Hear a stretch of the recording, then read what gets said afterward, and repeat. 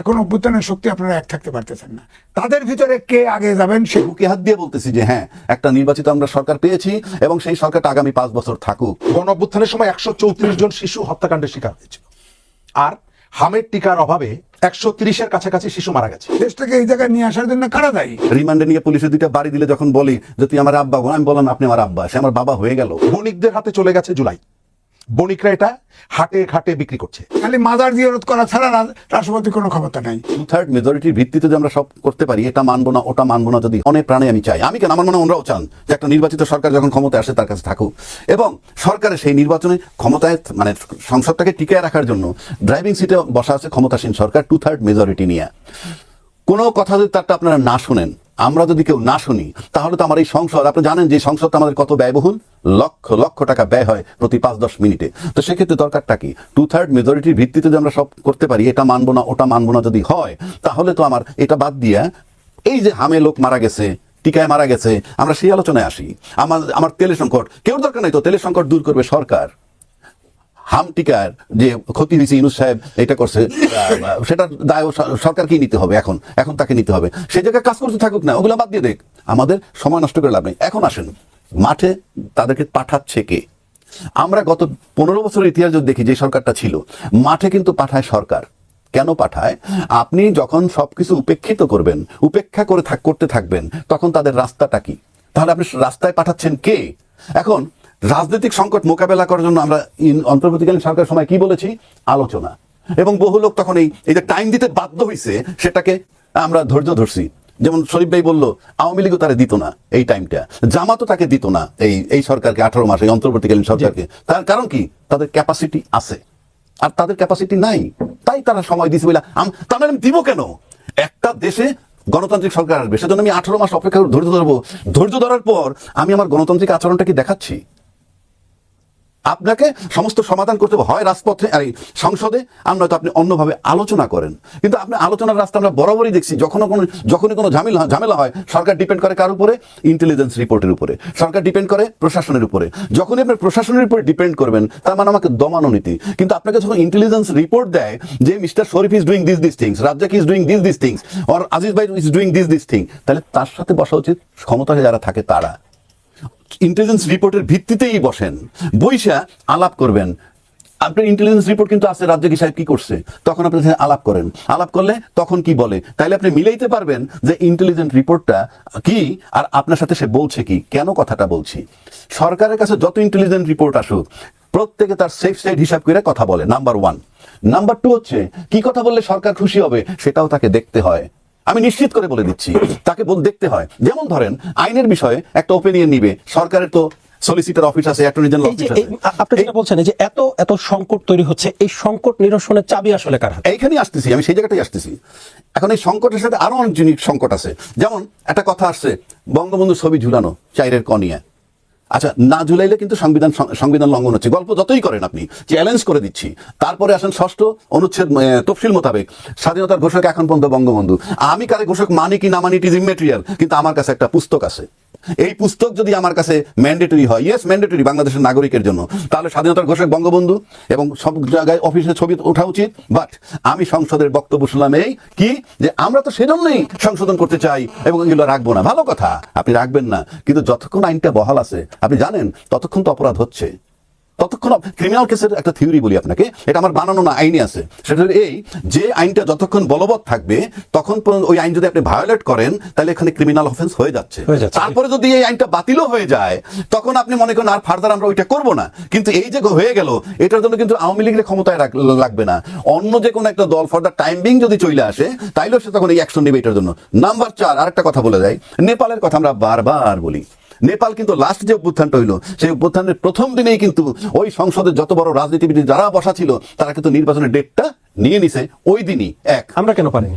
আমরা পারিনি, এটা রাজনীতিবিদের ব্যর্থতা। আমি দেখছেন পার্লামেন্টে বলে, আপনার জুলাই সরকার গঠন করলেন না, বিপ্লবী সরকার গঠন করলেন না কেন? অথচ তারা কিন্তু বিপ্লবের দাবি করে, যিনি প্রশ্নটা উত্থাপন করছেন। তো উনি আজিজ ভাই করেন নাই, ভালো কথা, আমি প্রস্তাব দিলাম না কেন? আপনি ওর গাড়ি চাপাই দিয়ে কি করেন? আপনি এখন ভালো ফুটিংসে আসেন বলে আপনি এই কথাগুলো বলতেছেন। এখন নেপালের কথাটা বলি, নোটিট 2008-এ তাদের প্রথম রাজতন্ত্রের অধপতন হয়। সেই 2008 থেকে 2025 পর্যন্ত 14 বার সরকার প্রধান বদল হয়েছে, 14 বার। আমি অথরিটি নিয়ে বলছি 14 বার। তাহলে 17 বছরে 14 বার সরকার বদলার মানে কি? Still they are unstable. প্রশ্ন হচ্ছে আমরা সেদিকে যাচ্ছি কিনা। জি, ধন্যবাদ আপনাকে জনাব এম এ আজিজ। আমরা সেখানে যাচ্ছি কিনা এই প্রশ্ন যদি আপনাকে করি কি বলবেন? না যেতে পারি। আমাদের দেশে এখনো ধরেন, দেশ তো স্বাধীন হয়েছে 55 বছর হয়ে গেল, এখনো অনেক সুযোগে গিয়েছি, রাজনৈতিক সুযোগে পিছাচ্ছি।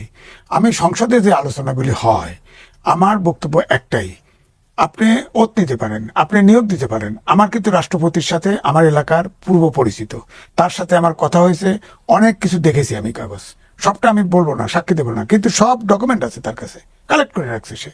হ্যাঁ, সে বলছে তো, আমাকে পরিষ্কার বলছে যে অনেক প্রজ্ঞাপন আমি স্বাক্ষর করিনি, আমার নামে জারি করে দিছে। হ্যাঁ, করে নাই। তো এখন ধরেন 133টা যে অধ্যাদেশ ছিল, জি। এই তো 133টা অধ্যাদেশ অনেক কিছু সে স্বাক্ষর নাও করতে পারে। এখন প্রশ্ন হচ্ছে রাষ্ট্রপতি কেন সংসদে ফ্যাসিস্ট করলো, অমুক করলো?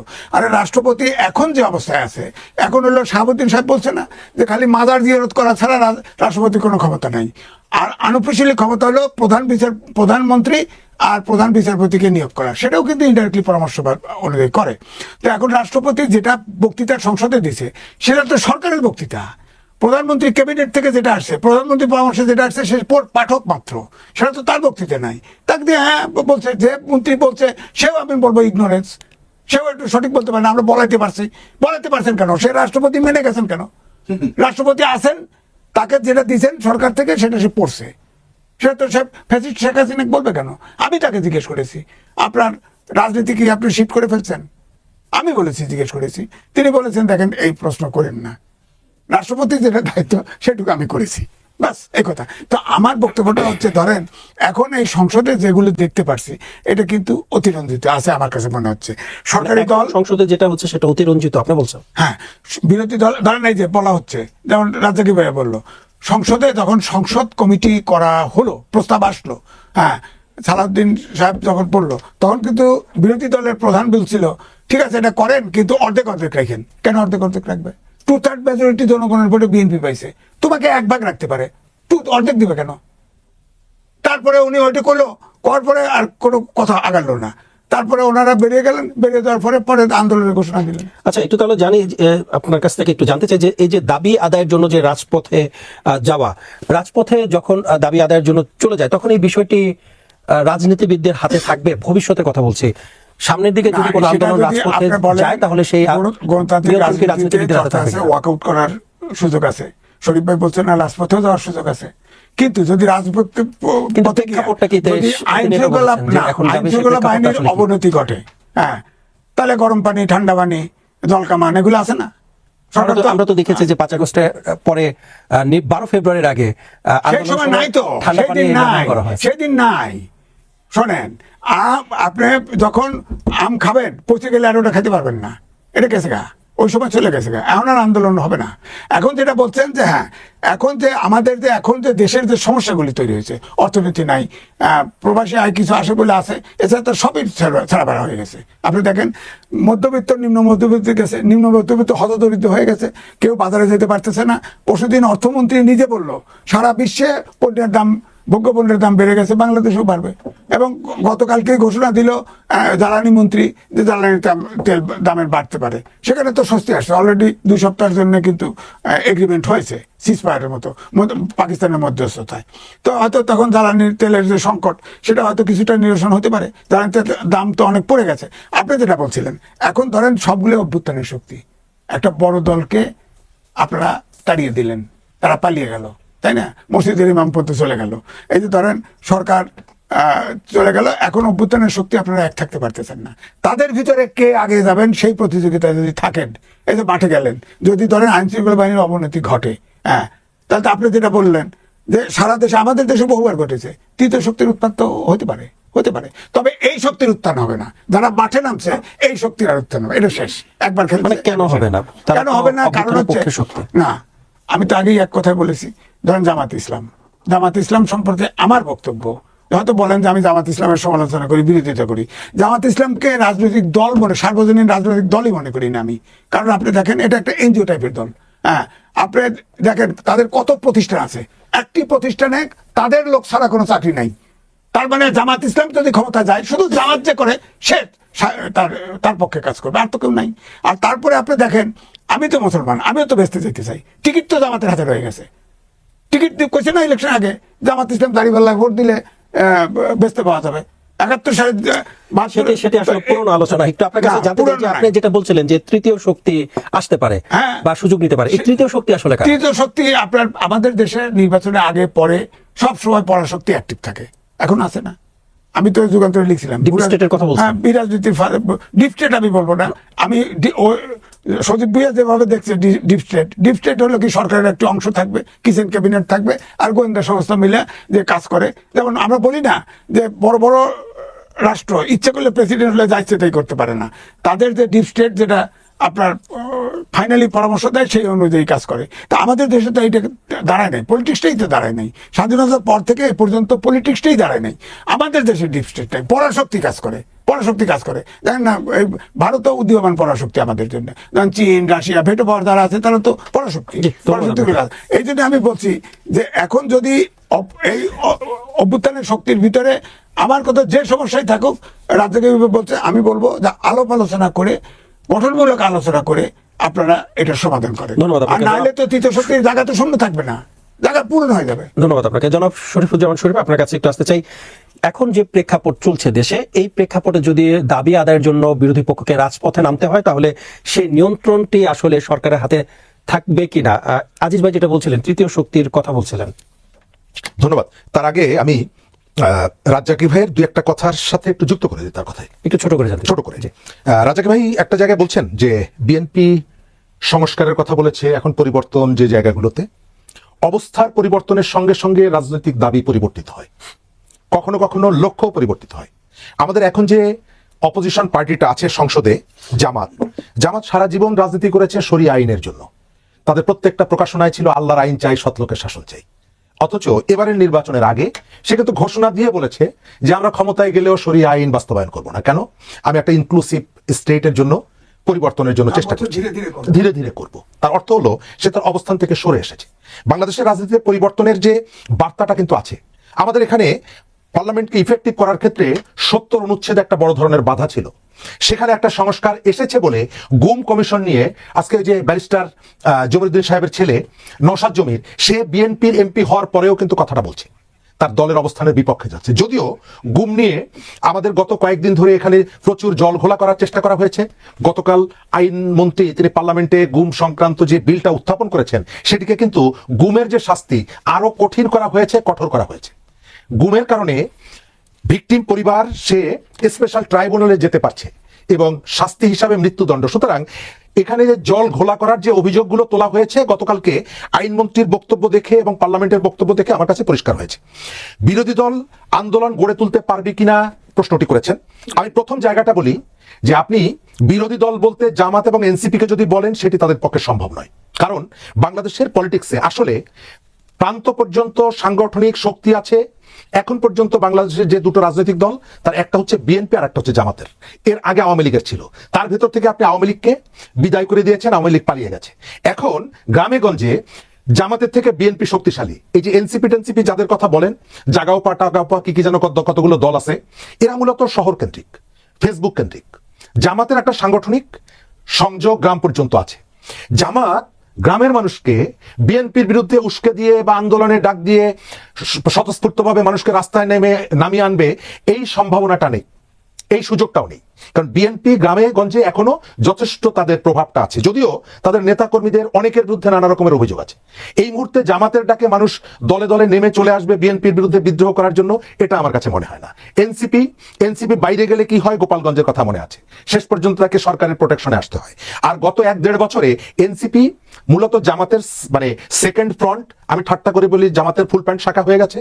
এবং তারা যে একটা ক্রমশই তাদের পৃথিবীটা ছোট হয়ে আসছে, মিডিয়া টিডিয়া তাদেরকে ডাকে বলে তাদেরকে মানুষজন চিনে, কিন্তু তাদের প্রতি মানুষের সে আস্থাটা নেই।